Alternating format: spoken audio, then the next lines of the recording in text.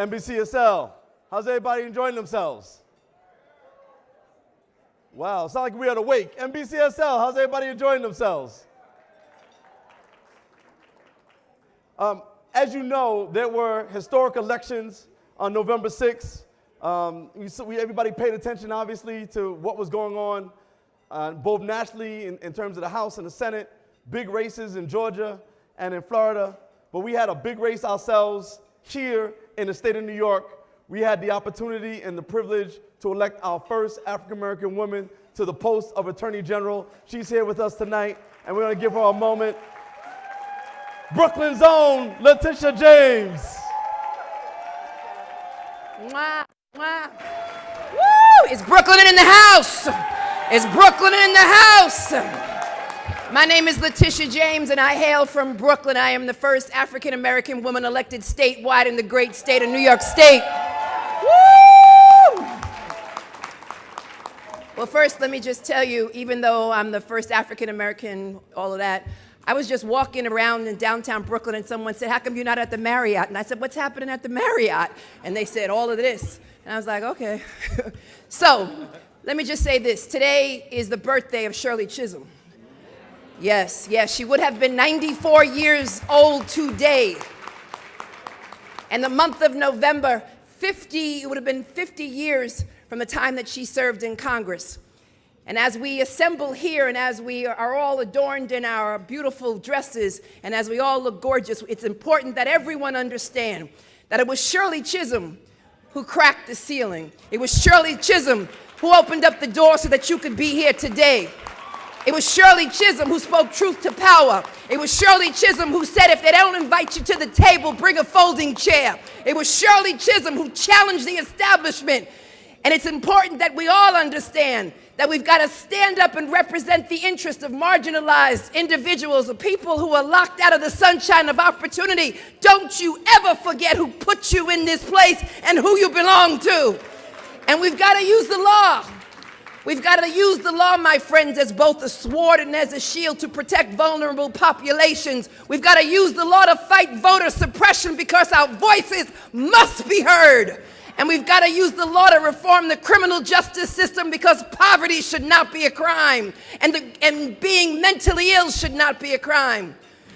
And so it's important that we understand what is in our hands and that we've got the power to make a difference in society, particularly now that people of color are losing ground. And so it's wonderful to be here today. It's wonderful to sit at the table of brotherly love. It's wonderful to shake your hands and say how beautiful you are, but we've got work to do. Let us always remember that we've got work to do, and remember that the power comes from the ground up and never from the top down. Remember who put you in this office. I will never remember, and that's why, my friends, I look forward to serving as the next Attorney General of the state of New York. God bless you and thank you. I look forward to waking up every day, going to the office and suing Trump and then going home. God bless you and thank you.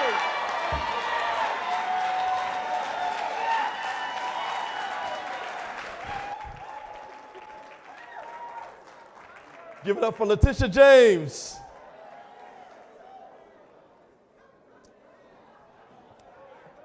Now, as we've been enjoying our dinner, we have been enjoying the sounds of this wonderful group of young people called Harmony Music Makers. Give the Harmony Music Makers a round of applause, please.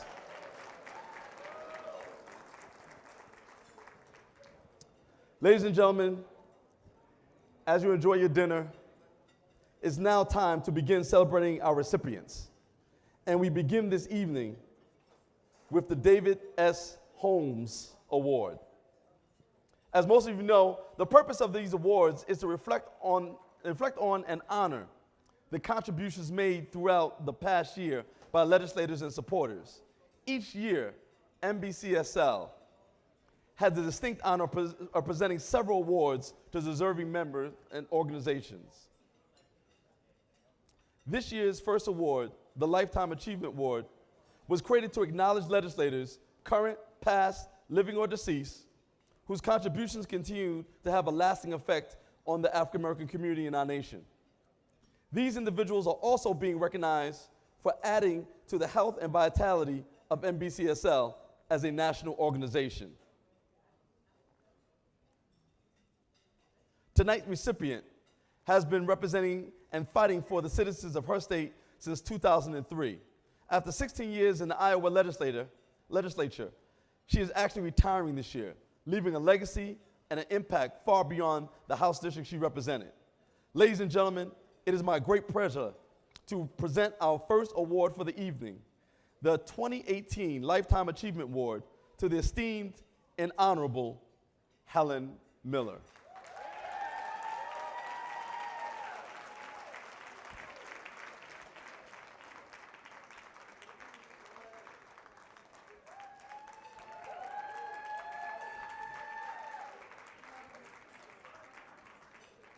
Can I ask President Porter to come to the stage? Oh, there he is. Okay.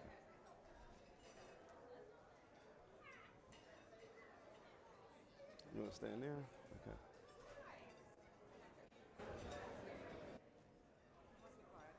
Yes, ma'am.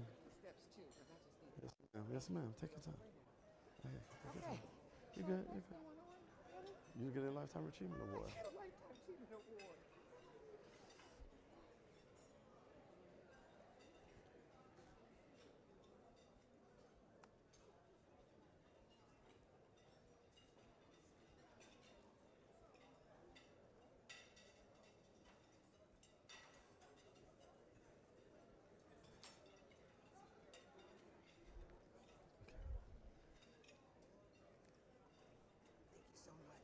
Absolutely. Take your time. Oh, I'm going to take my time now, because I can't be falling down these steps, embarrassing myself in front of all these wonderful, wonderful people, right? Ladies and gentlemen, another round of applause for our Lifetime Achievement Award to Helen Miller, State Representative from Iowa. Yes, ma'am. Now, this next award has been presented since 2003 to individuals whose exemplary service has helped to increase the visibility and vitality of NBCSL. The crystal gavel symbolizes the President's recognition of that outstanding service. It is therefore my honor and my privilege, let me get this right, my honor and my privilege to present the 2018 Crystal Gavel Award to 3 dedicated NBCSL members, New York State Assemblyman and Speaker Carl E. Heastie, New York State Senator Andrea Stewart Cousins, and Representative Sheldon Neely from the state of Michigan. Please join me in congratulating all 3 of these recipients.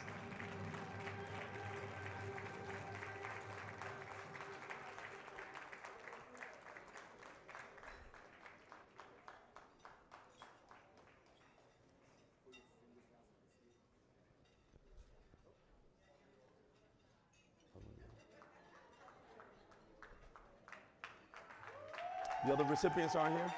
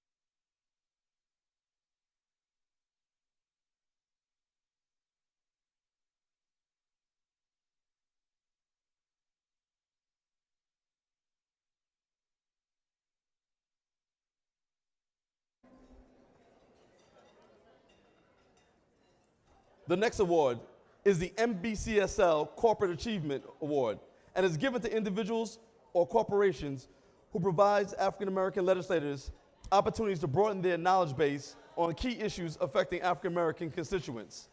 Assisting NBCSL in its networking activities with members and community advocates, and stands out amongst their peers as a role model for corporate responsibility.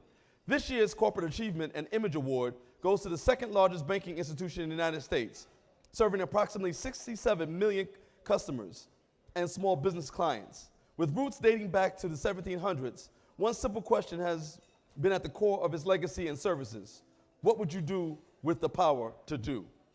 Today, the company helps build thriving communities around the world and partners with others to foster economic mobility, provide capital for small businesses, entrepreneurs, and nonprofits, and to support the arts and to empower women. Ladies and gentlemen, it is my pleasure to announce the 2018 Corporate Achievement and Image Award to Bank of America. I'd like to invite Mr. Rahman Labi, Senior Vice President and Public Policy Lead of the Bank of America, to the stage to accept this award on behalf of Bank of America.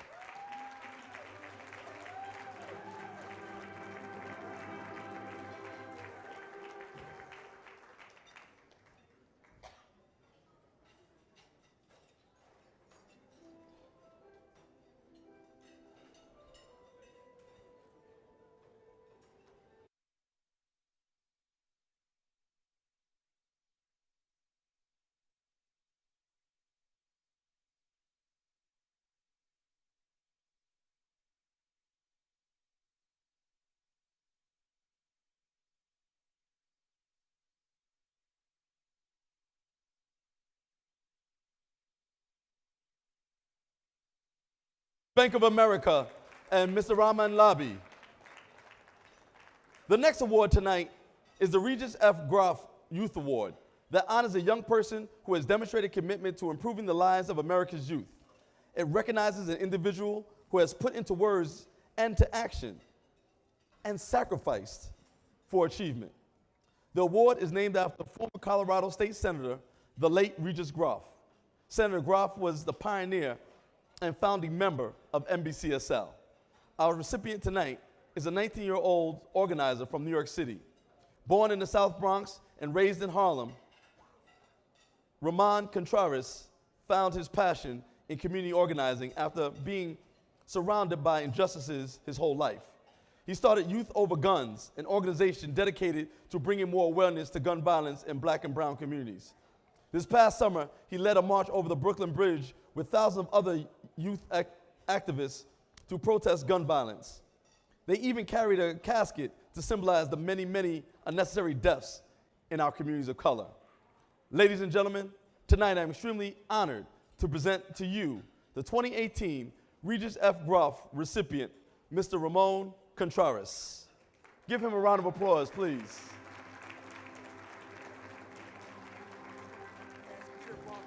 We're going to ask Mr. Peter Groff to come up and accept on his behalf. Oh, he's here. Oh, ask Mr. Peter Groff as well to come up.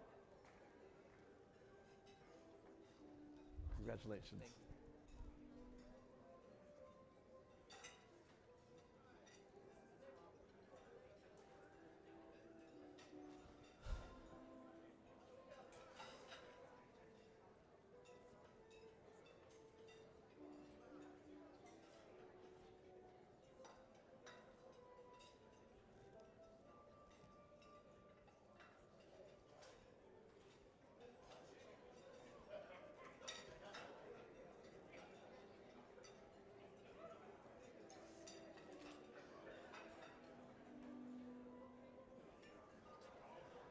Foundation is going to start now giving $1,000 to each recipient, and we're going to start with him. Wow. Okay. Ladies and gentlemen, the Regis F. Groff Foundation, starting tonight with Mr. Ramon Contreras, is going to be giving out a $1,000 scholarship every single year, and this year's recipient is going to get that $1,000. Give him a round of applause.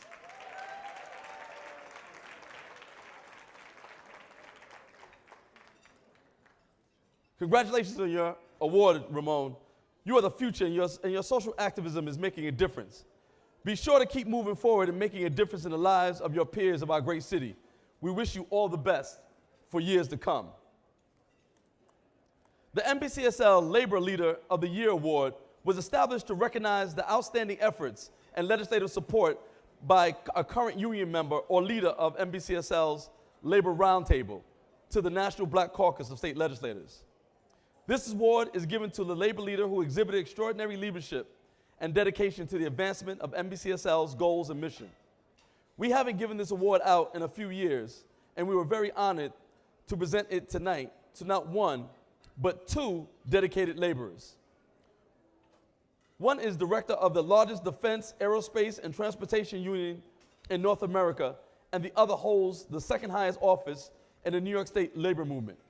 Ladies and gentlemen, I'm extremely pleased to announce the 2018 Labor Leader of the Year Award to Mr. Hassan Solomon, the National Legislative Director for the International Association of Machinists and Aerospace Workers. Give him a round of applause.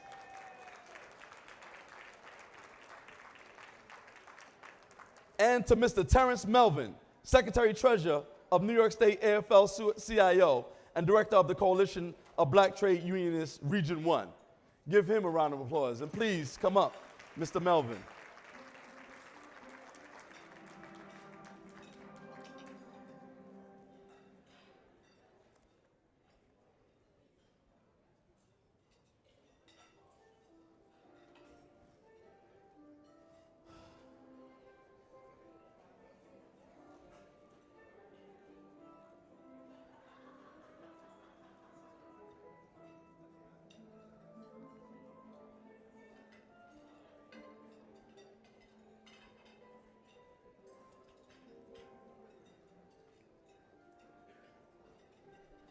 I would like Sorry.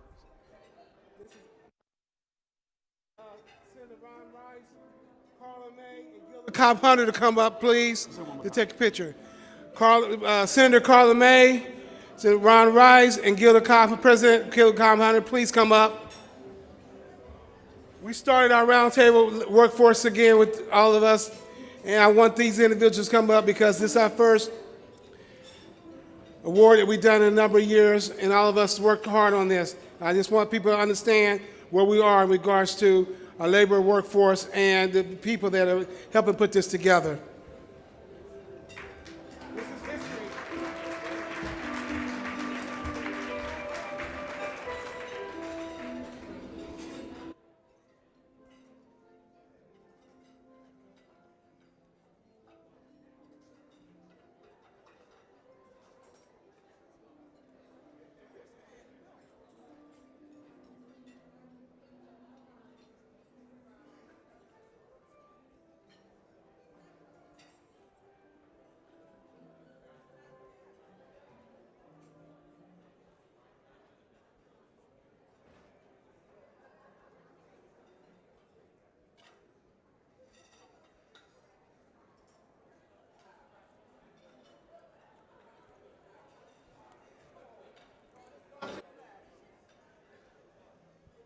Please give another round of applause to Mr. Hassan Solomon, our Labor Leader Roundtable Award. For our next awards, we have selected legislators who are going above and beyond their respective regions. We have 7 individuals to recognize for our Regional Legislator of the Year Awards. As I call your name, I ask you to come join me on the stage. And I ask that you all hold your applause until all names are called. From Region 4. Can I get a drum roll or something? For Region 4, there you go. Representative Harold Love, Jr. of Tennessee. See? Y'all don't know how to follow instructions. I want to ask the recipients to come join me on the stage, and I need everybody to hold your applause until the end. From Region 5, Senator Donald G. Davis of North Carolina. From Region 6, Representative Billy Mitchell of Georgia.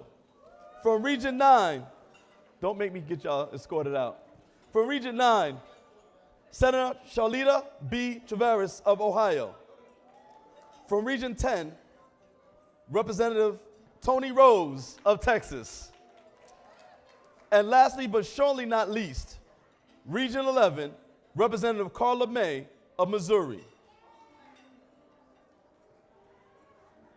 And the bonus region is Region 12, Senator Holly J. Mitchell of California. Ladies and gentlemen, let's give our regional leaders a round of applause.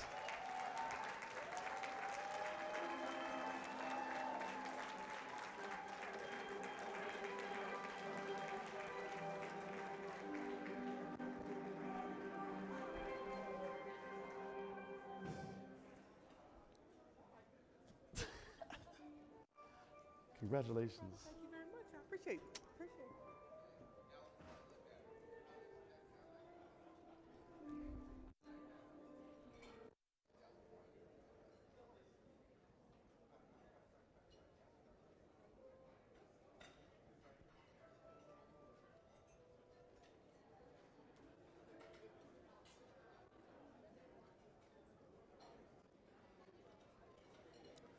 I need you two to switch.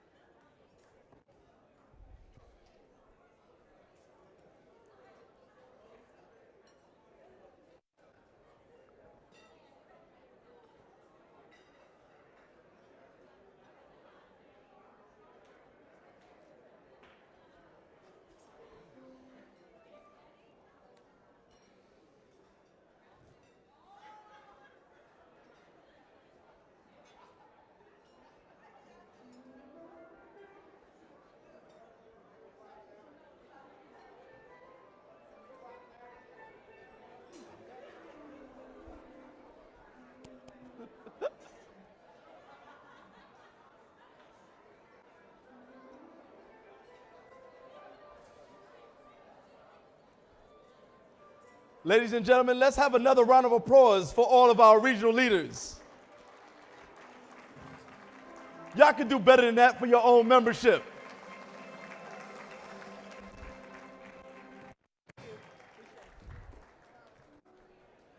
Again, congratulations to all of our regional leaders. You've done a wonderful job.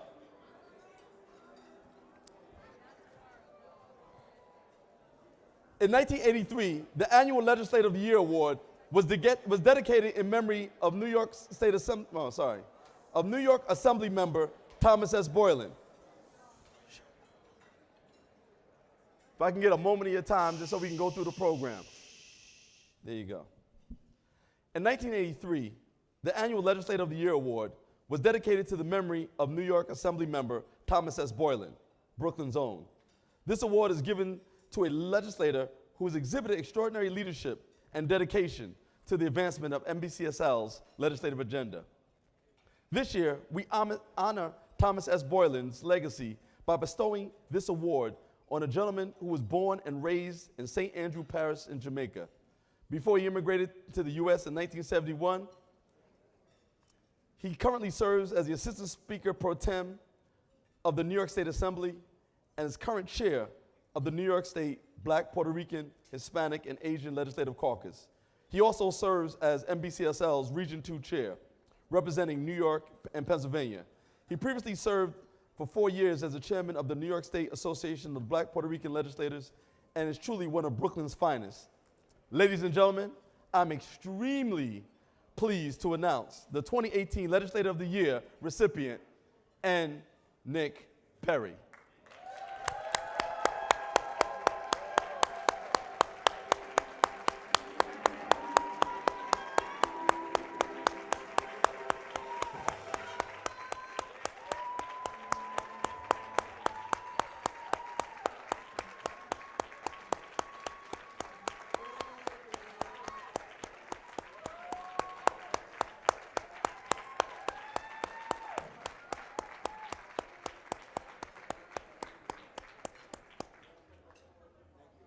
Wait. I need to get one of these.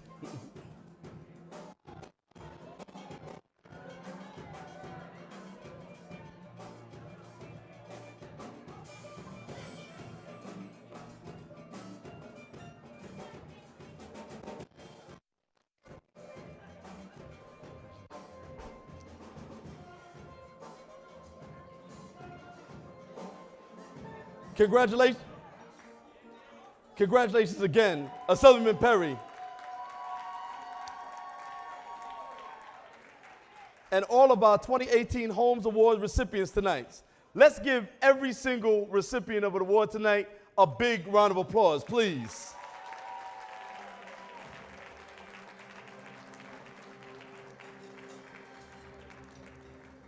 Now, this brings the first part of our ceremony to a conclusion.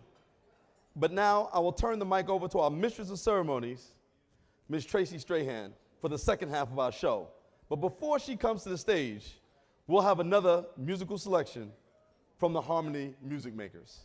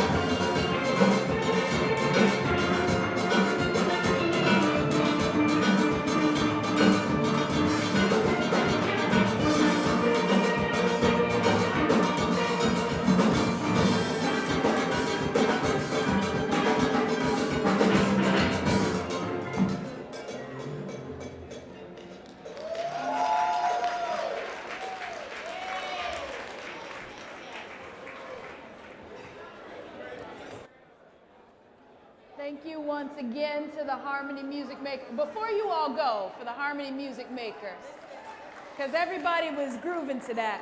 How young is your youngest member in the front? How young is the youngest person? 9. 9 years old playing that, ladies and gentlemen. I'm not going to ask how old the oldest is. Well, I won't do that. I won't do that. I hope everybody's enjoying the celebration, and now we're going to move on with the rest of our program if you would take your seats. Because our next awardee is someone that, when it comes to New York politics, you can't tell the story without him. In our lifetime, there are a few people who exemplify the work that never ends, and we call these type of people living legends. Now, this award honors a person whose career and life, in and out of political office, have taken on legendary qualities. So tonight, NBCSL is especially honored to present this award to someone who's paved the way for so many people in this room and is an inspiration to all. I want to show you now a video to learn a little more about tonight's living legend honoree.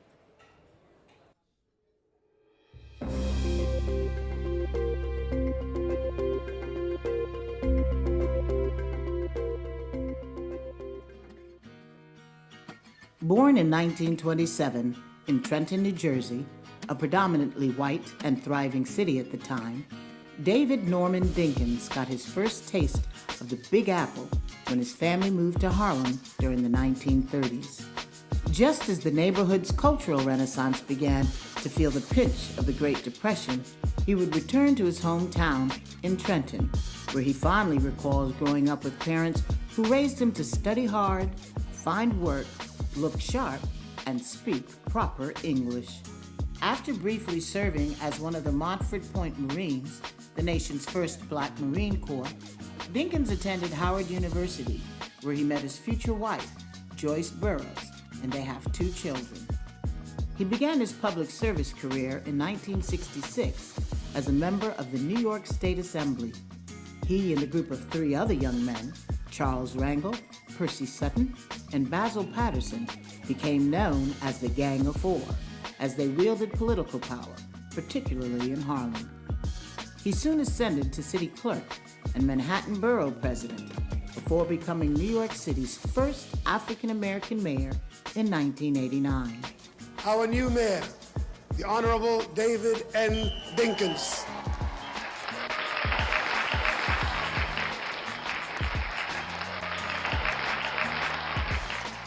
I hereby dedicate the Dinkins administration to the children of New York.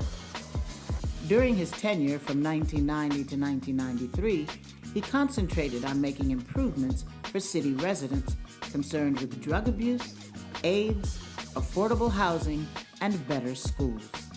His Safe Streets, Safe City, Cops and Kids reduced crime, and through its youth program, expanded opportunities for New York City's children.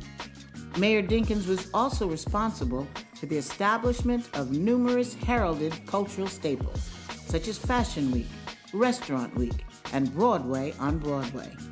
It was also a tumultuous time during his reign as mayor, with racial tensions running high after a Jewish leader struck and killed a young black man.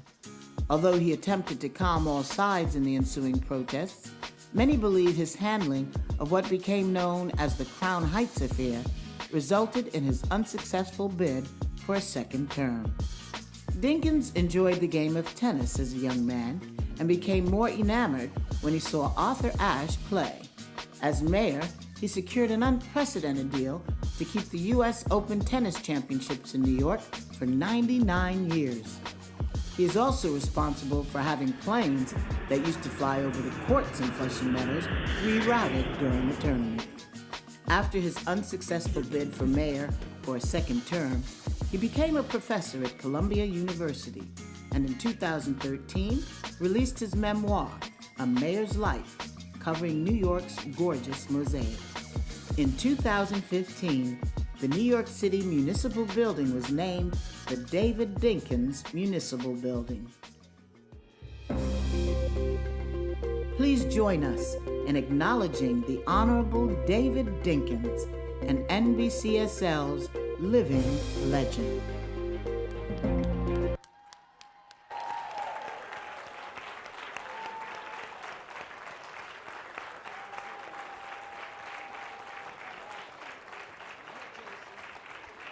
Mayor Dinkins accepted his award Wednesday night during NBCSL's City Night Out at the Apollo in Harlem. I know a lot of people were there. The Honorable Nick Perry and former U.S. Congressman Charlie Rangel presented that award to him. It was a big night, along with NBCSL President Greg Porter as well. So, of course, let's give another round of applause for the 2018 living legend, Mayor David Norman Dinkins.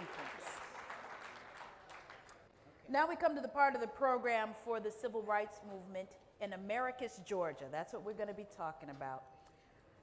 This year we're honoring visionaries who were leading by example when it comes to our Nation Builder Award ceremony. It's been over 25 years since these awards were presented. Our first recipient tonight unfortunately fell ill. She could not be with us. She sends her warmest regards from her home state of Georgia.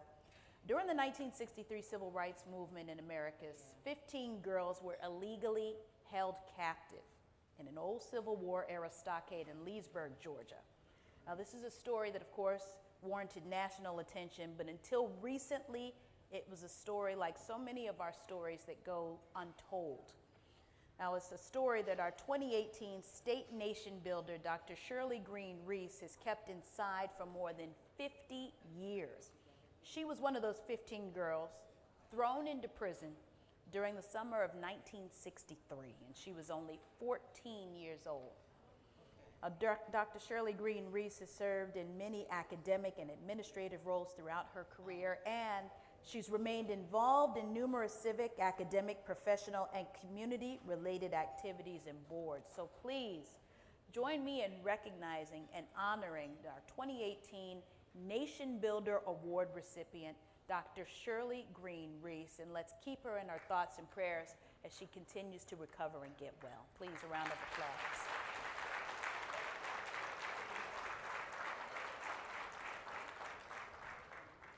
Now, our next recipient is a labor pioneer. When most of us think of organized labor, a few famous faces come to mind from big Hollywood screen classics and things in real life as well. But little about tonight's honoree fits the labor leader stereotype. First of all, she's a woman, okay? She's also African American, and I hate to tell a lady's age, but be proud of this one because she's almost 80 years old. There's one trait this former New York labor commissioner does share with America's iconic labor leaders. She can drive a hard bargain. Now, during her tenure at DC 37, including 13 years as the executive director, Lillian Roberts negotiated contracts that resulted in unprecedented raises, health benefits, and other safeguards for her union members. She also helped save the city and its taxpayers millions of dollars with numerous cost-saving ideas and initiatives. So tonight, NBCSL is honored to recognize none other than Miss Lillian Roberts. Ladies and gentlemen, please congratulate her for the 2018 Nation Builder Award. And while she comes to the stage, we would like the New York State delegation to stand, please.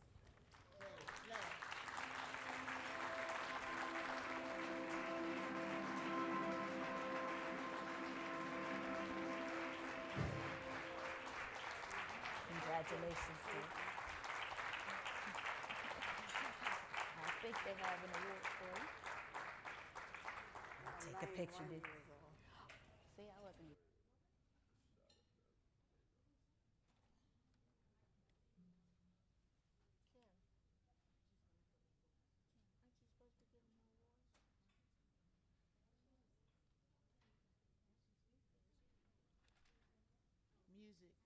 Music, a little music, a little music.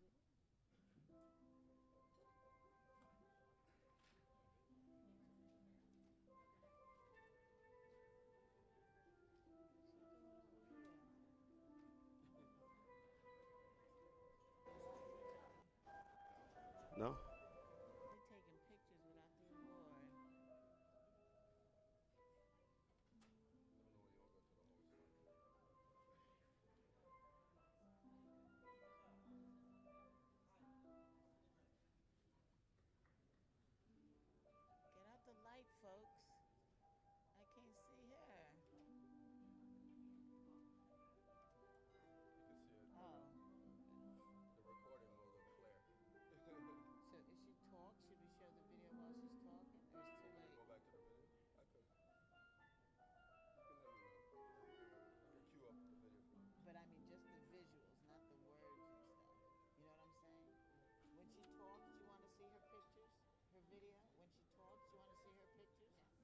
Okay, does she know she's talking?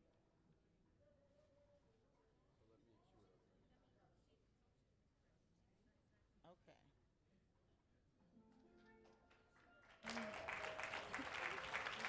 She's leaving, okay. And as she takes her seat, Ms. Roberts says, I'm allowed to say that she's actually 91 years old.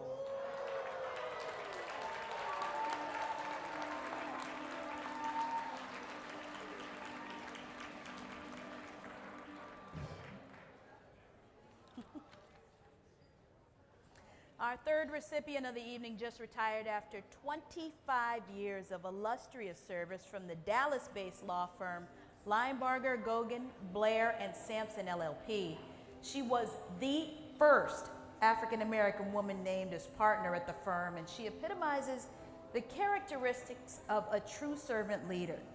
She's provided outstanding community service throughout the city of Dallas and displayed a constant commitment to serving those whose life she's impacted through various activities, from serving from the president to the J.L. Turner Legal Association and the Dallas Association of Black Women Attorneys, to her current role as board chair of the Zan Wesley Holmes Jr. Community Outreach Center, named in honor of 2015 NBCSL Nation Builder, Dr. Zan Wesley Holmes. She's known as a champion of justice who offers a resounding voice for those who can't speak for themselves. And her work and community involvement will impact the city of Dallas for years to come. So please congratulate 2018 Nation Builder Award recipient, Dr. Demetrius Sampson, Esquire. And as she comes to the stand, we'd like the Texas delegation to please stand and salute her.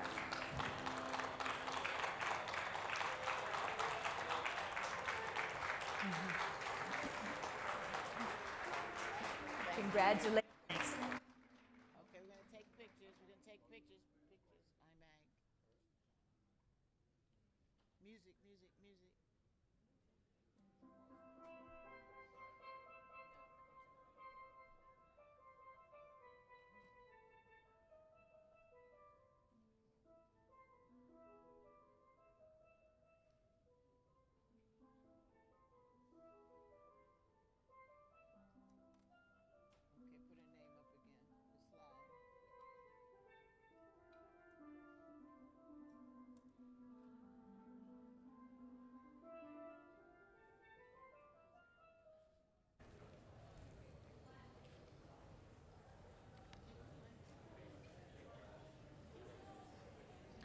Well, all of our state recipients are really truly visionaries. They lead by example, a shining example. So please, everyone, please give them another round of applause to all of our recipients.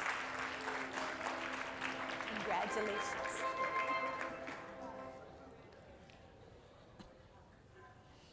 Now we've come to the part of the program where we will recognize our national level recipients. 3 people who aren't only visionaries and storytellers, names you know, maybe you see them on social media, maybe you see them all around, but they're champions for justice, diversity, and certainly equality. Now, honoring these 3 is a timely choice. Our country, let's just say things have changed. Can I get an amen on that? So now, as we prepare to honor our recipients, we want to honor them and take a look at their work in this video.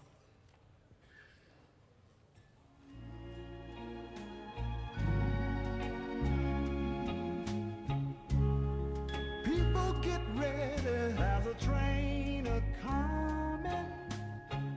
You don't need no baggage, you just get on board.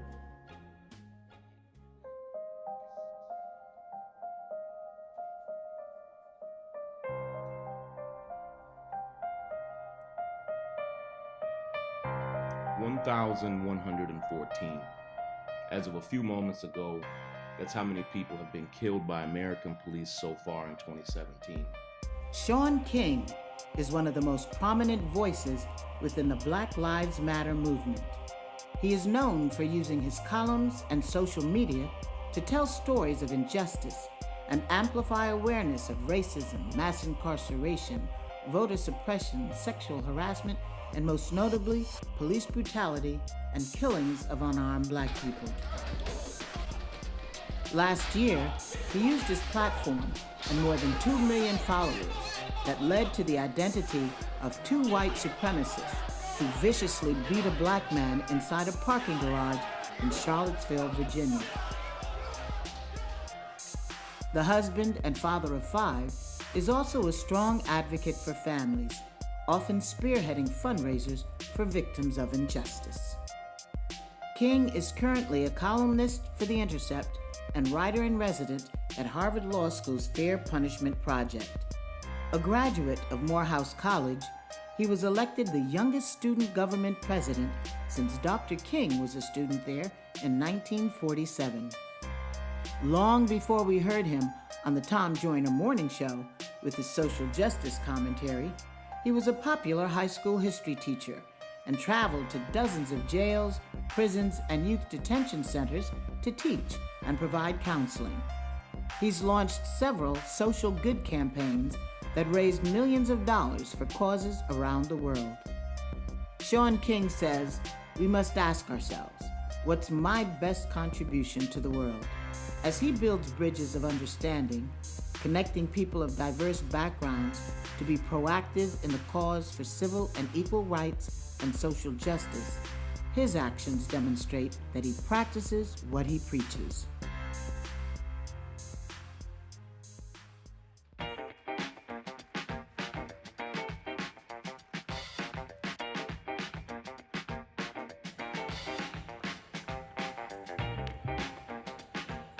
Stanley Earl Nelson Jr. is a documentary filmmaker who has been producing and directing documentaries for more than 30 years. His film, Freedom Riders, garnered 3 Emmy Awards, and the film Freedom Summer received a Peabody Award. Both films looked at efforts to register black voters and desegregate public transportation in the civil rights struggles of the 60s. The Murder of Emmett Till, a film he directed about the killing of the 14-year-old in Mississippi, was recognized with the Sundance Special Jury Prize. In addition to his numerous awards, he was recognized with the MacArthur Genius Fellowship for his signature style, distinctive cinematic voice, and ability to fuse biography, history, and culture in signature portrayals of the African American experience. His 2016 film, The Black Panther: Vanguard of the Revolution, was the first feature-length documentary to explore the Black Panther Party and received critical acclaim, including an NAACP Image Award. He also received the National Humanities Medal from President Barack Obama. In 2016, he was recognized with the Lifetime Achievement Award at the 37th Annual News and Documentary Emmy Awards. Dr. Stanley Earl Nelson, this is for you. With his wife, Marcia Smith, he founded Firelight Media, a nonprofit production company to produce films dedicated to social justice causes and to mentor a new generation of diverse filmmakers committed to telling their stories. His latest film, Tell Them We Are Rising, the story of black colleges and universities, aired nationally on Independent Lens, the PBS series. Nelson has a proven track record of creating films to engage communities of color to connect and take action on issues that are important to them. In 2017, when Starbucks closed shops nationally to train its employees after the arrest of 2 black men in a Philadelphia store, they called on Nelson to help in that endeavor. He created a film called Access to make people aware of how people of color have been and continue to be treated in public spaces. He is motivated to tell stories that aren't being told in a way that's entertaining, artistic, new, and different, and to keep audiences engaged in the struggle for equality and justice.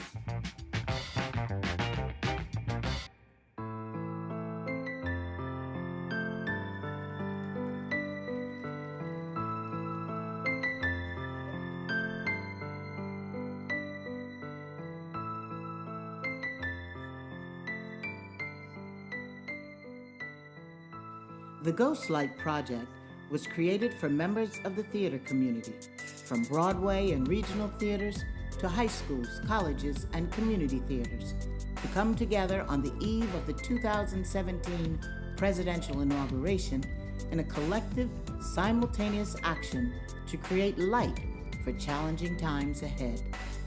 One of the creators of this arts and social justice project is Stephanie Ybarra.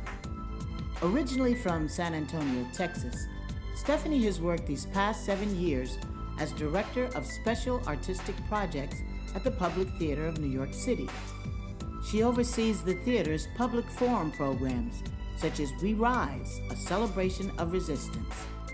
Ybarra also runs the Public Theater's mobile unit, which brings theater to diverse locations throughout the city and is now on a 5-state tour.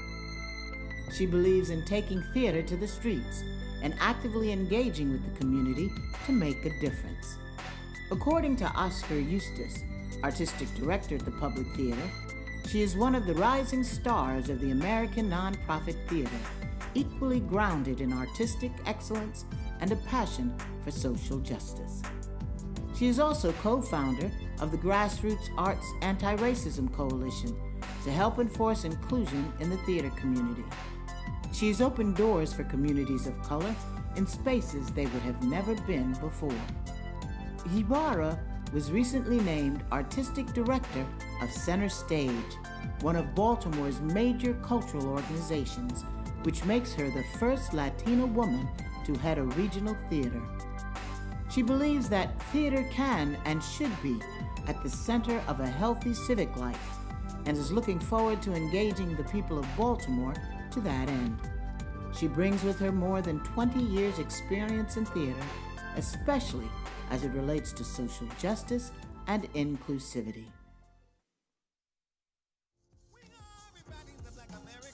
These 3 individuals possess the same qualities and mission in their work as David P. Richardson Jr., a man who spent 23 years in the Pennsylvania House of Representatives and served as a leader and advocate for African American civil rights. Joining a prestigious list of past recipients, the 2018 David P. Richardson Jr. National Nation Builder Award honorees, Crusader Shaun King, Transformer Stanley Nelson, and Visionary Stephanie Ybarra.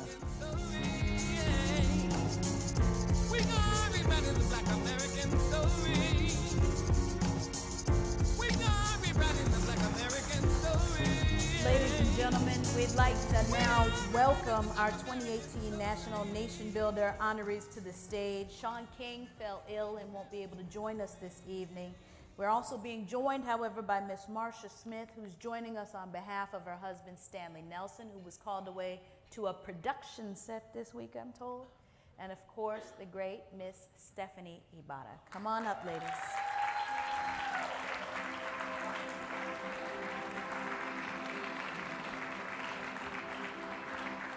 Now,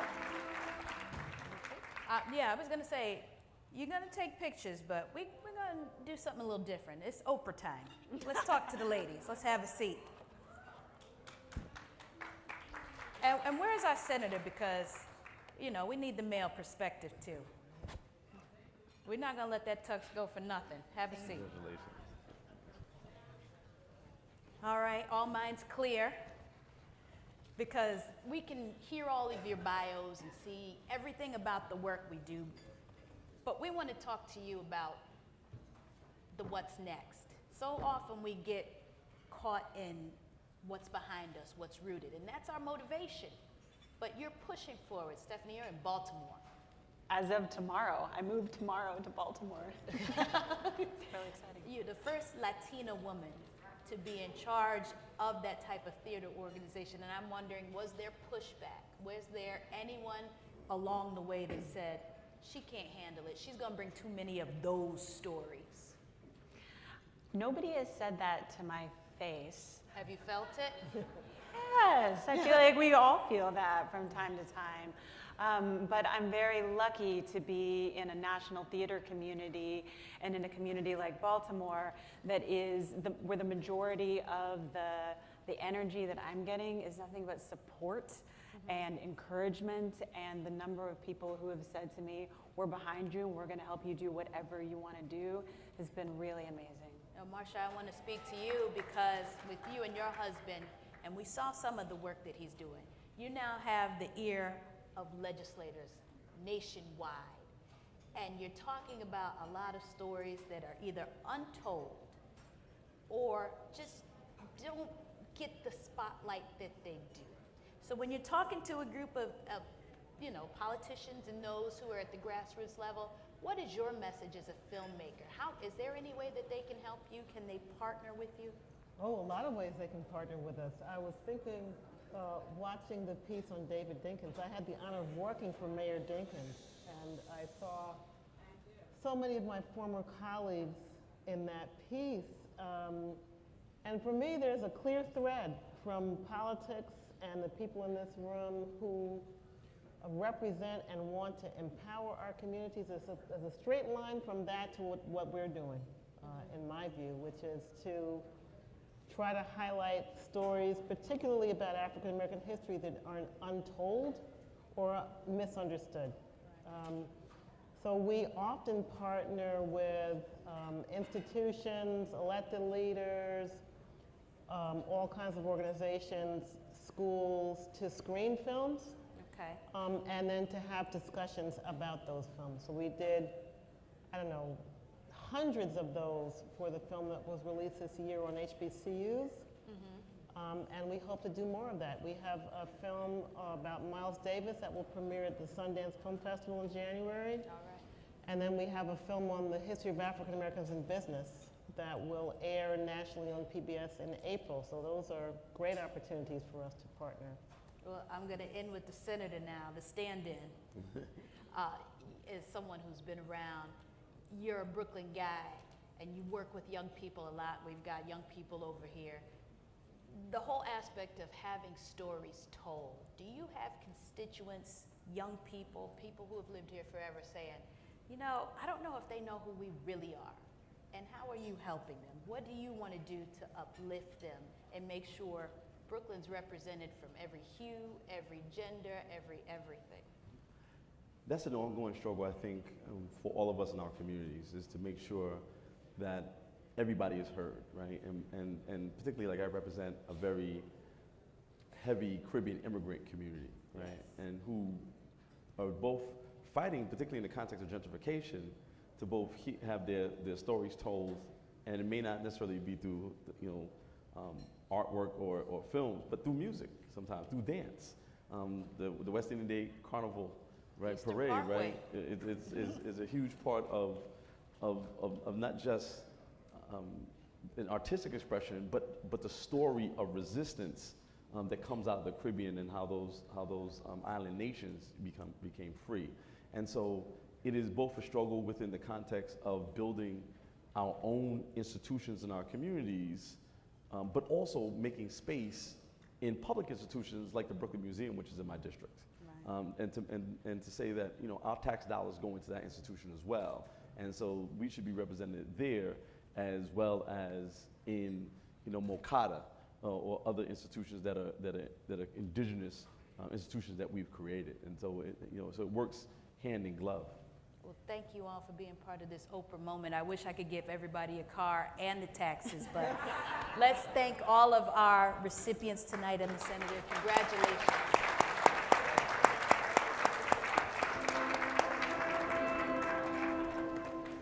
Walk straight out this. Well, I guess we should take some photos before the ladies leave here. Okay.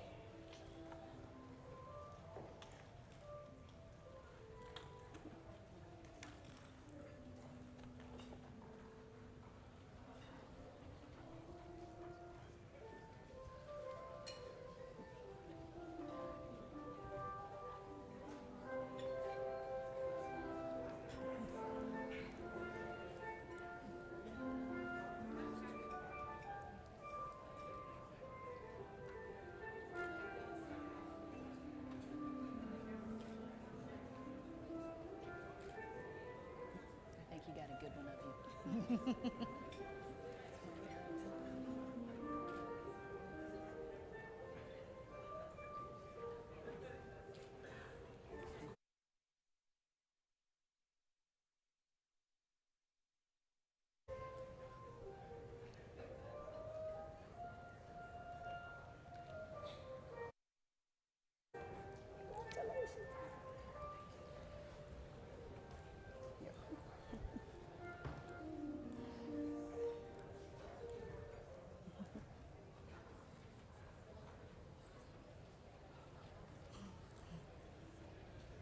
Ladies and gentlemen, as we start to wrap up the evening, once again, let's have a big round of applause for all of our award winners tonight.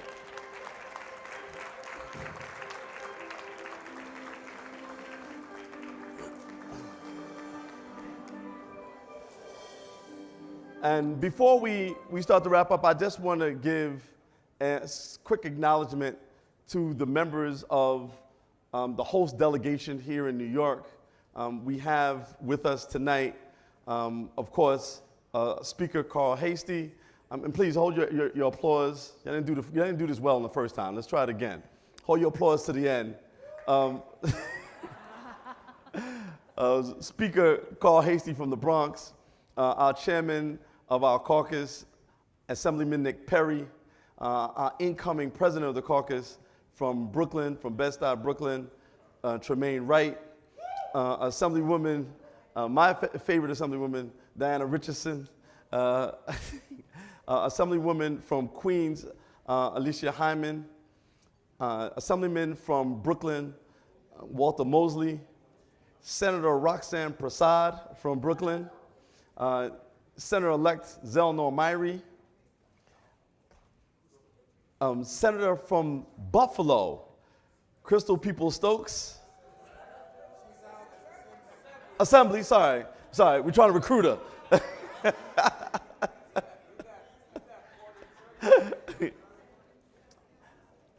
And, Assemblywoman from Brownsville, Latrice Walker. And Senator from Suffolk County, Kimberly Jean-Pierre. Please give them all a round of applause.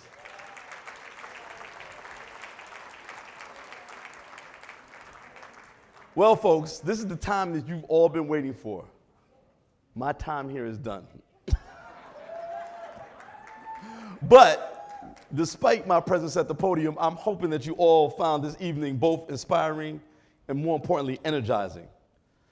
I would know I was inspired by all of the Holmes Awards recipients and all of our nation builders. Please give them again a round of applause.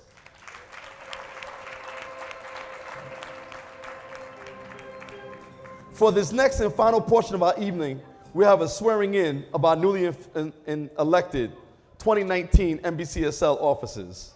The Honorable Greg Porter, President of NBCSL, will take it from here.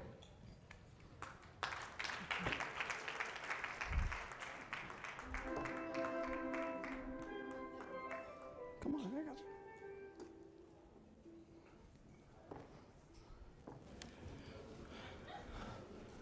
Good evening.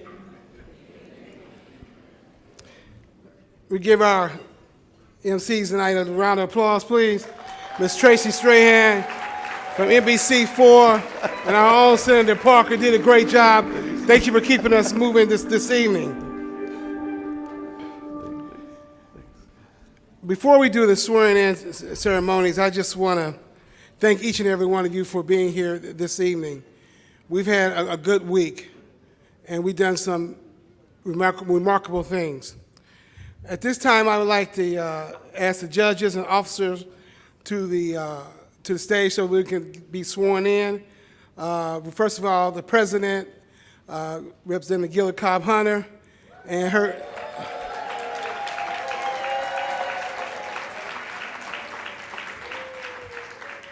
And the other officers.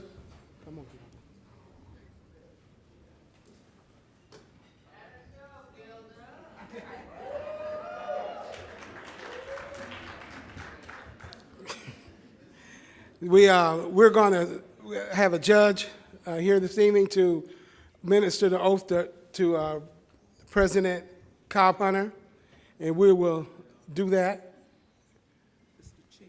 Chief Justice of the State of South Carolina.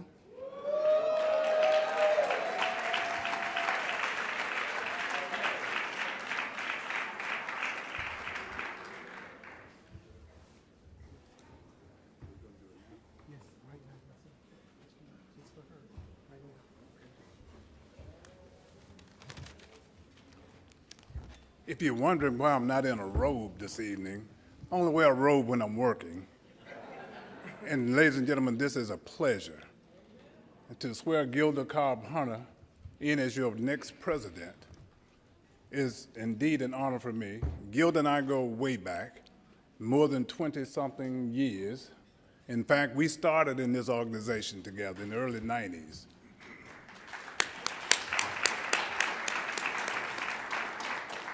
But I've been away for more than 20 years, but Gilda has kind of guided my hand. In fact, I would not be Chief Justice of South Carolina without Gilda Cobb Hunter.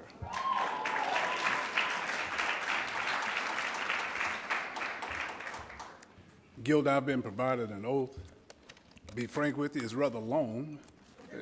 It's longer than the oath I took as Chief Justice.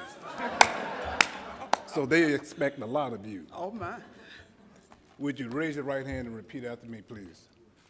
I, Gilda Cobb Hunter, I, Gilda Cobb Hunter, being about to enter upon the duties being about to enter upon the duties as an officer as an officer of the National Black Caucus of the National Black Caucus of State Legislators, to which office I was elected by the qualified voters of said organization on December 1st, 2018.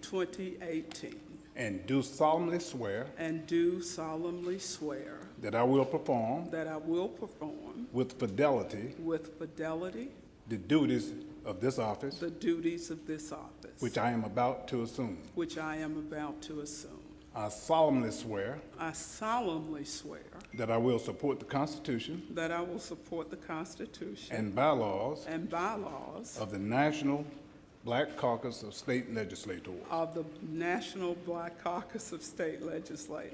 And I further solemnly swear that I will perform my duties in the best interest of this organization without respect to any person's race, creed, color, religion, or sex. And seek equity, equality, and justice for the poor, and the rich, and that I will faithfully and impartially discharge and perform by the grace of God all duties incumbent upon me as an officer of this organization to the best of my skill and ability. Congratulations.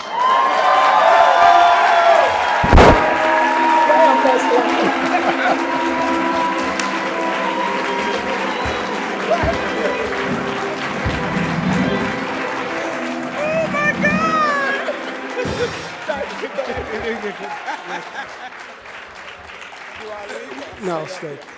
As we had our election day, will other officers that were elected today please come forward?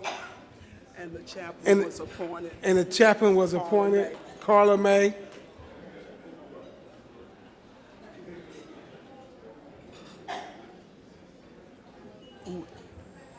Will our judge please come forth and swear in? Here she is.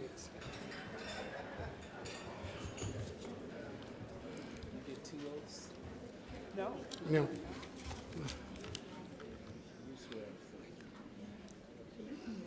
Just Sylvia? Just Sylvia, State of New York. We go to conferences together. Good evening. Good evening. I'm Justice Sylvia Hines Radix, and I sit on the Appellate Division in the State of New York, Second Department.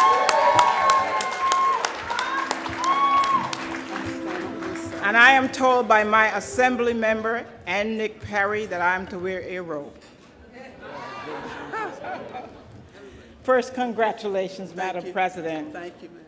And on a personal privilege, She got sworn in by my friend. We go to conferences together, and I looked across the table, and I see South Carolina, right? Yes, ma'am. South Carolina sitting across there, and I'm saying, how'd you get up here? It is indeed an honor and a privilege for me to present this oath of office, and since it is so long and there are so many of you, I'm going to simply ask you to raise your right hand. I will read the oath, and when I'm done, I will ask you to kindly say, I do. I state your name. Being about to enter upon the duties as an officer of the National Black Caucus of State Legislatures, to which office you were duly elected and by the qualified voters of said organization on December 1, 2018, and do solemnly swear that you will perform with fidelity the duties of the office that you are about to assume. You solemnly swear that you will support the Constitution and bylaws of the National Black Caucus of the State Legislatures, and that you will further solemnly swear that you will perform the administrative duties in the best interest of this organization without respect to any person's race, creed, color, religion, or sex, and seek equity, equality, and justice for the poor and the rich, and that you will faithfully and impartially discharge and perform, by the grace of God, all duties incumbent upon you as officers of this organization to the best of your ability and skill. And now you say, I do. I do. Thank you and congratulations. Thank you.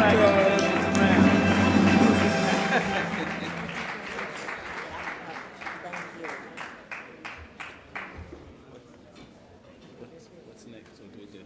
We leave.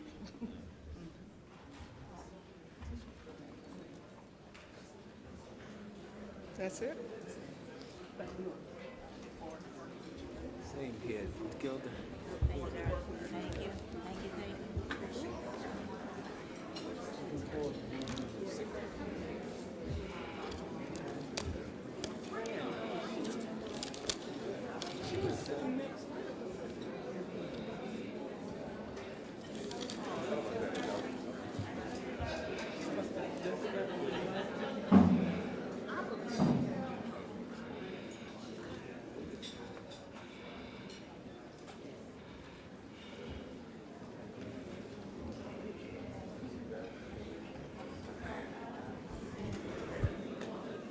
Ladies and gentlemen, that is your 2020 leadership officers of the National Black Caucus of State Legislators.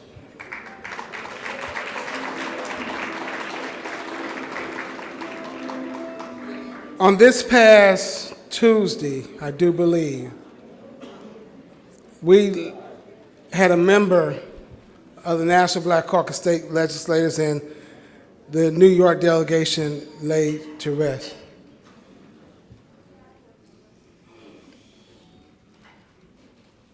Mr. Perato, Jose Perato. I would like for us to take a brief moment of silence for him and his family and the New York delegation. We all lost a family member. And they lost a family member also. So could we please bow our heads for a moment?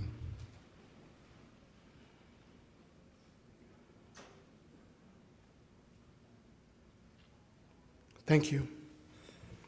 We attended those services and they were standing room only. Totally tribute, not only standing room only within the cathedral, the church, but outside. A gentleman that was truly respected and loved by his community. Have a couple of little things we like to do tonight. I'd like for our former President, Barbara Ballard, to come forward. right now she will. We have a little surprise that she been working on. And I'll lead the mic over to her for a moment. And as she gets ready, as she comes forth,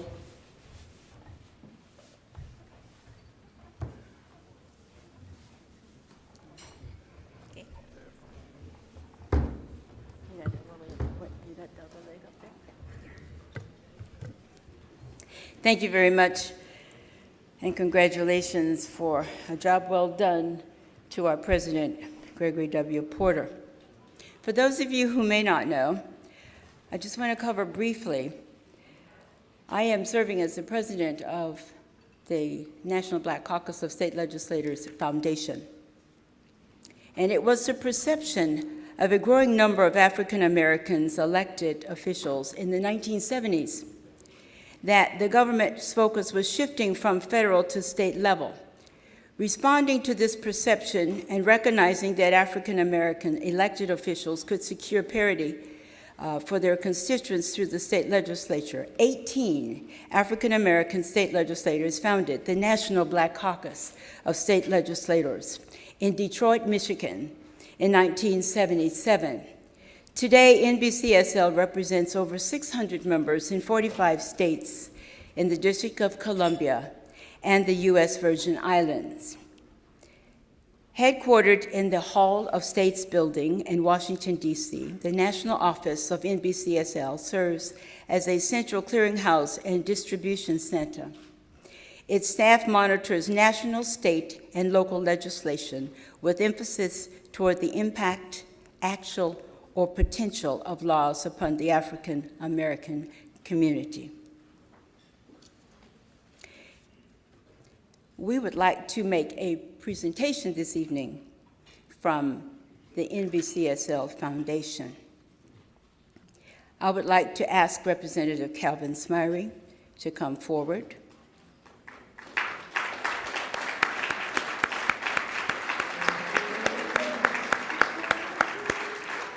As Representative Calvin Smyre comes forward, he's from Georgia.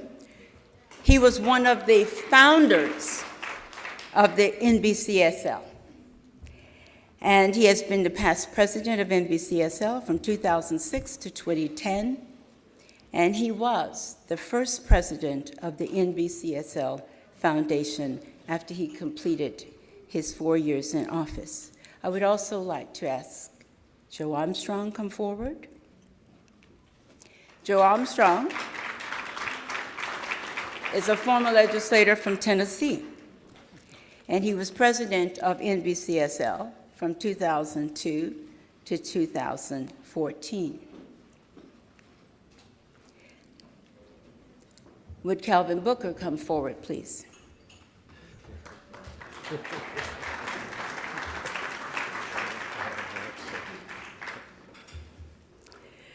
Calvin Booker was the past chair and also a member of the NBCSL Corporate Roundtable. And he is also a board member of the NBCSL Foundation. Before we unveil the plaque that we're about to present, I would like to say that this came as a conversation between my colleague Calvin Branch, who's the majority whip of the Maryland House of Delegates, and I would like to ask him to come forward as well.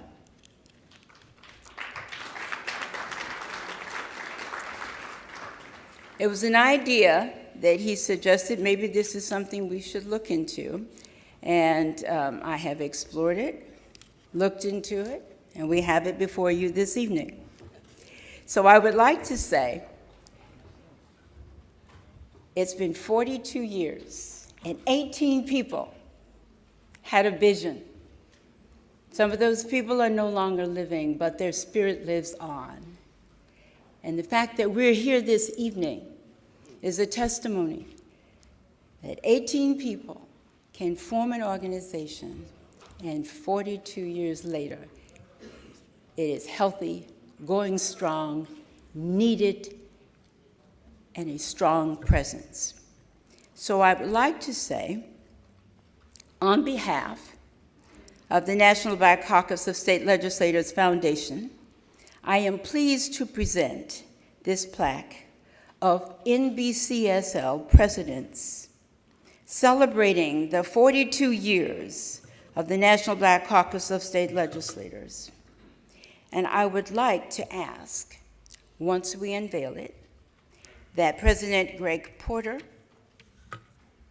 accept it on behalf of NBCSL, and it will be placed in a very prominent position in the NBCSL National Office in the Hall of States building in Washington, D.C. Could I ask all of you to come over and unveil it, please? Everybody take a point. Somebody should get on that side. Good job.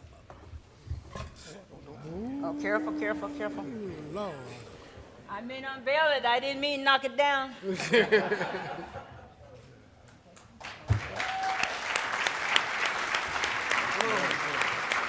What you see before you are the names of the 12 presidents that have served during the 42 years. And you'll notice we started in 1977. So please take the opportunity, if you so wish, to see who the presidents were during that time. And it also covers the mission of NBCSL, and it also says that it was given by the NBCSL Foundation. There are 60 plates there, so it'll last a while. But it's an absolute pleasure, and on behalf of the foundation, we would like to just acknowledge it, and as I said, it will be received by Representative Gregory W. Porter, and we thank you very much and recognize your meritorious duty. So when we say that, hold on just a minute. It says this plaque was given to NBCSL by NBCSL Foundation in recognition of meritorious service, November the 30th, 2018. Let's go to the right.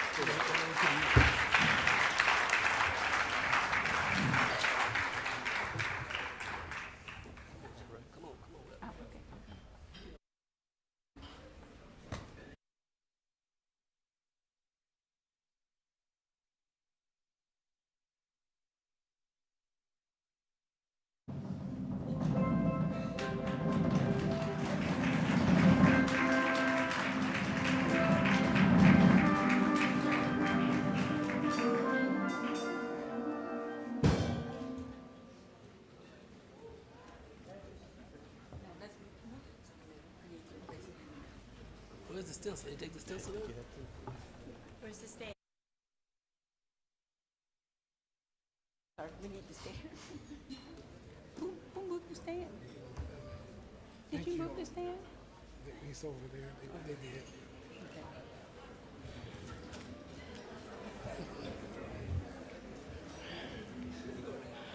Put it down. I'll put it down there. Okay. We still got stuff going on.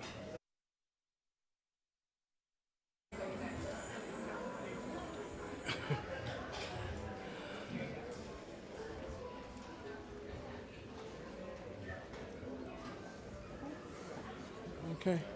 Thank you very much. Give him a round of applause. Stay here.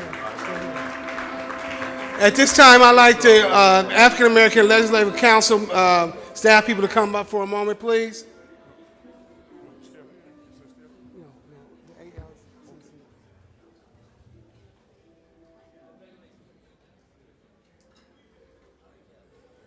Mr. Booker, will you please come back up?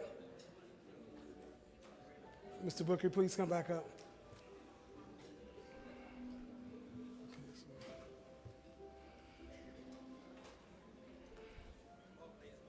Come on, y'all.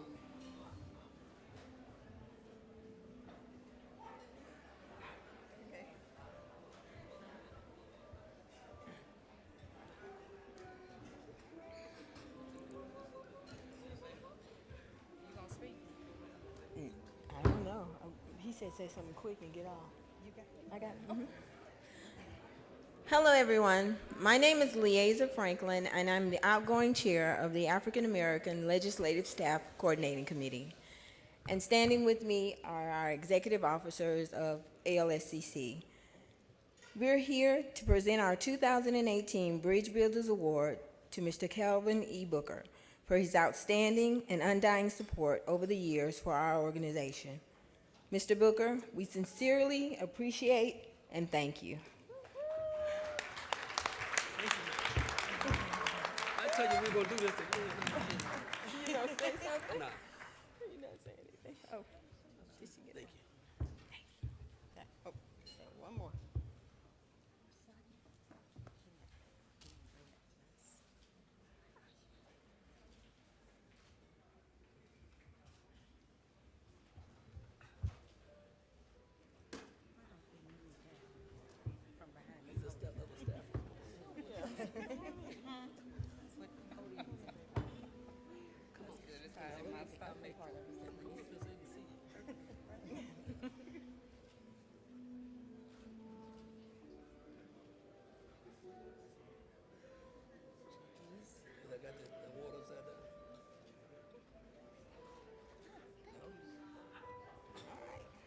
I got the award upside down. Whenever you're not on the legislative agenda for that day, and I show up in your office, this is why.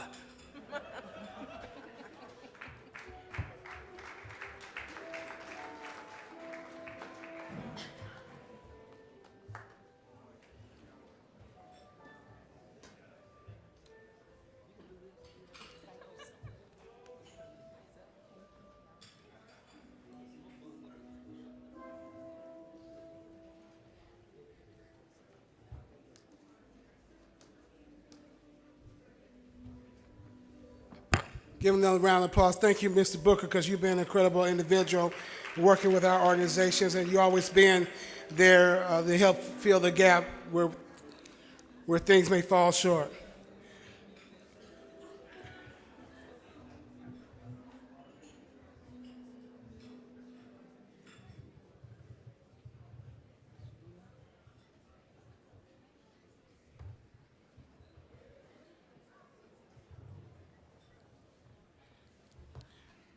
It's always to have a ram in the bush. The new staff offers for, will you please come up for African American legislative staff officers, come up and be sworn in.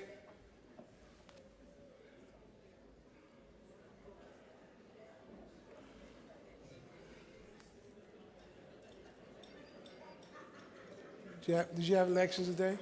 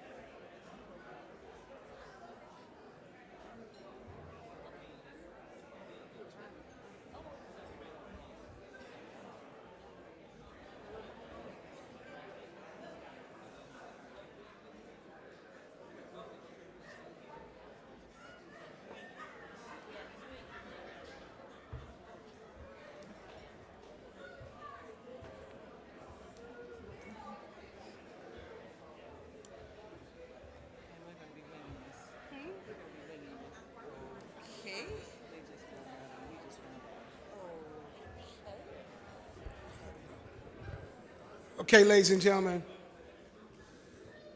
at this time we're going to present the new officers for our African American Legislative Council, Staff Council this evening. Chair, Vice Chair, Chair, Vice Chair. Michelle Johnson. Shauna Williams. Tanasha Woods, parliamentarian. Terrence Riley, secretary. These are your executive officers for the African American Legislative Council, Staff Council. Thank you.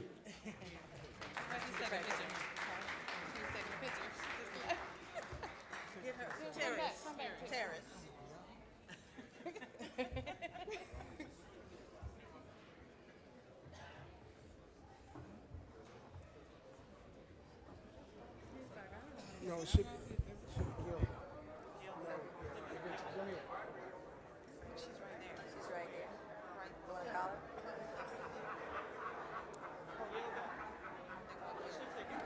Would Gilda Cobb Hunter please come forward?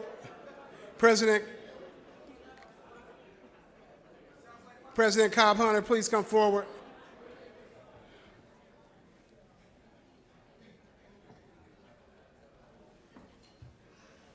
Take a picture. Go ahead.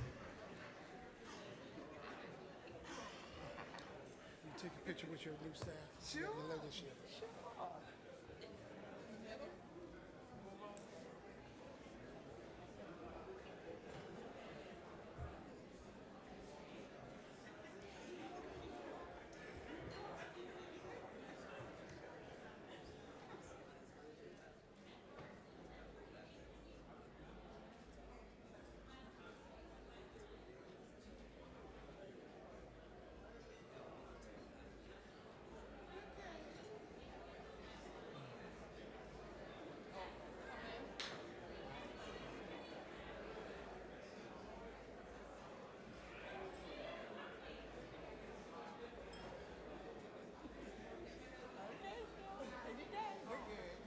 Come on, y'all. Thank you.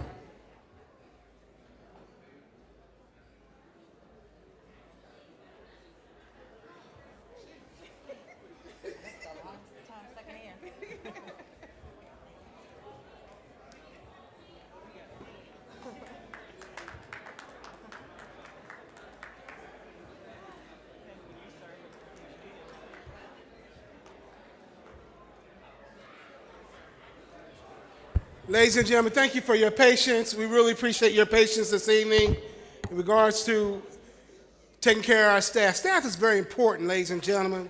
You can't do anything without your staff. And we have to recognize our staff because they do the work when we won't do it.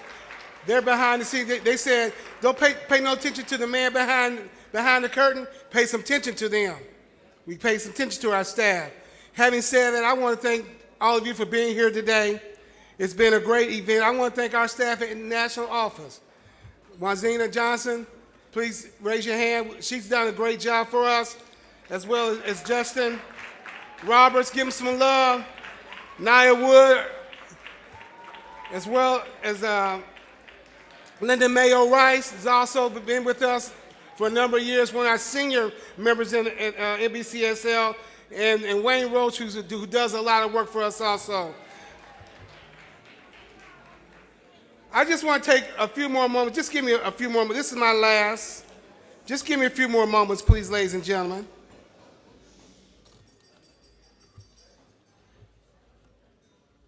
I've been truly blessed and honored to serve as the 12th president of the National Black Caucus of State Legislators.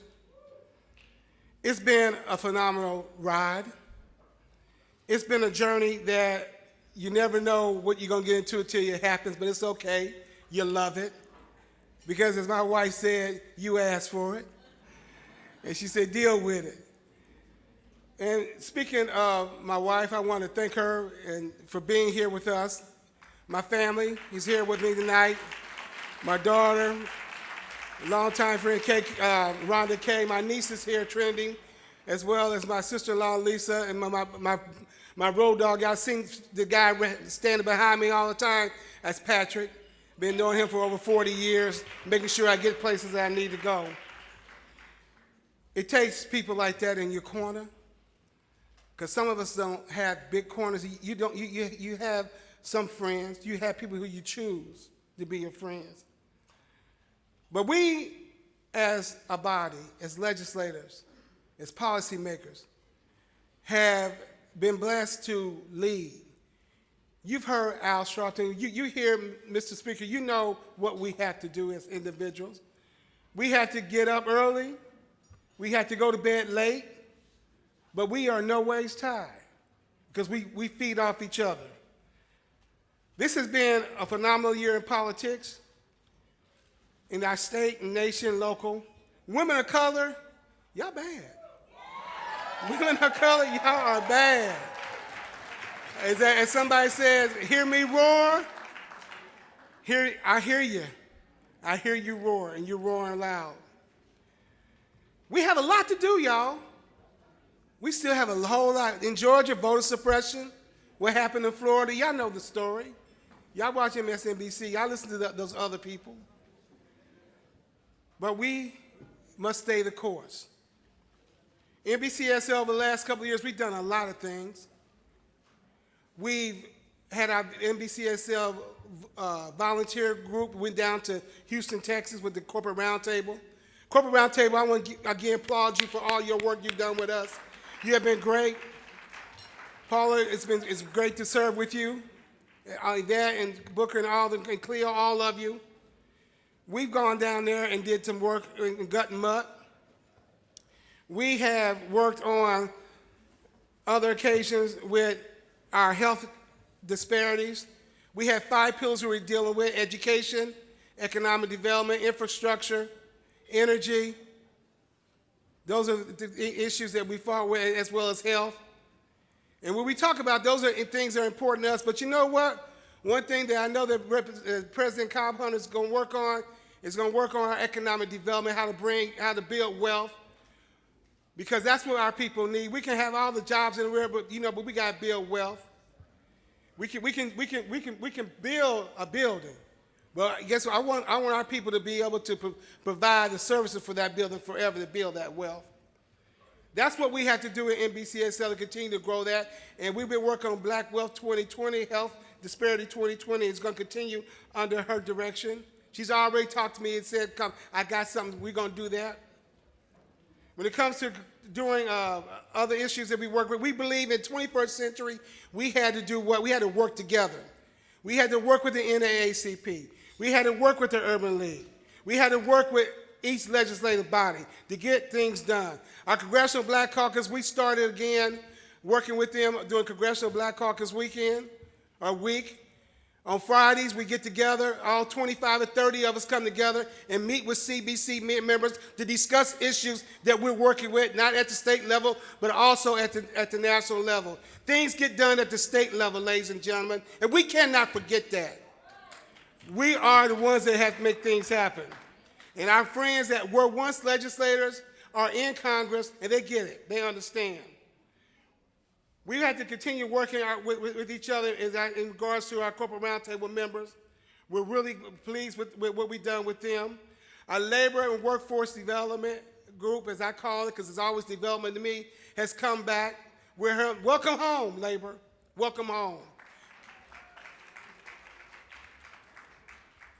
As we conclude with our tenure here, we reinvigorated our day on the Hill, which was important to us. It's a time that we didn't know what was going on. A time that we had somebody that wanted to use people of color for photo ops, but we didn't succumb. Education is a cornerstone of a free society, and HBCUs are important. And under the next administration, I know we're going to continue to work on that, HBCUs and engineering, and get them back into our communities. Our children need internships. Our youth need internships in regards to developing a workforce. Today's a great day for all of us because we're focused. We understand what we need to do as a community.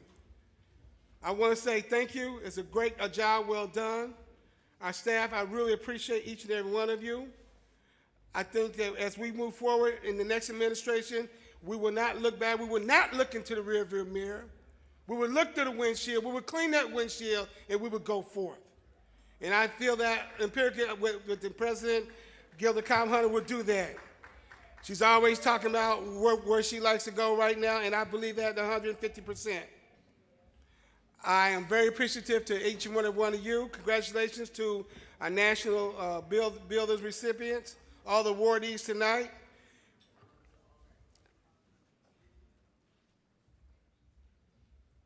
as we leave tonight, I just want us to reflect on where we are and where we need to go.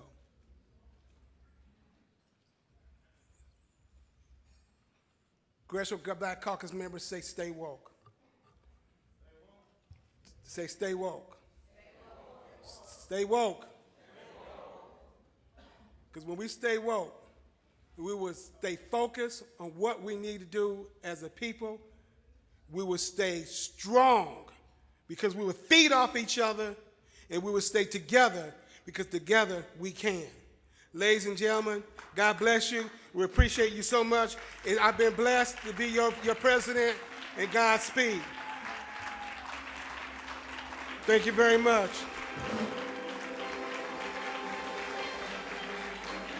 Dr. Harold Love, please come give us our benediction.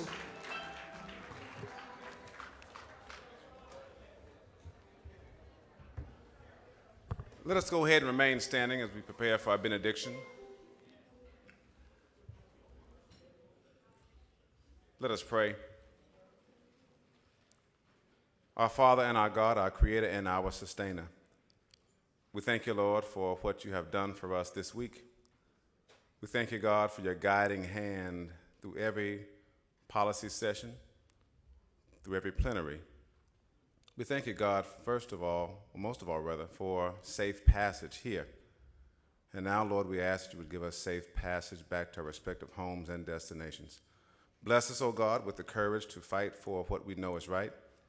Give us, O God, willing spirits and minds to go back to our respective states and do what needs to be done.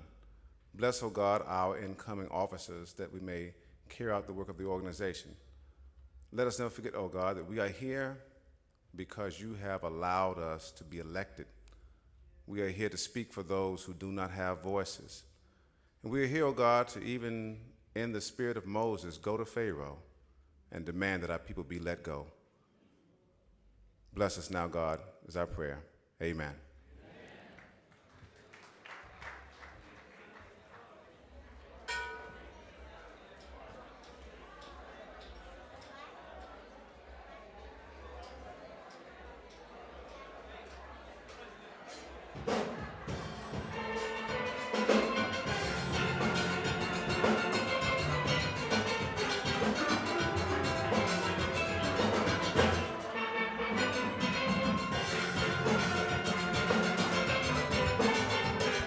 Got to go to Florida, next room now. It's not over. We're going to Florida. Go out the door and take a right. Go out the door and take a right. We're in Fort Lauderdale, Florida next year.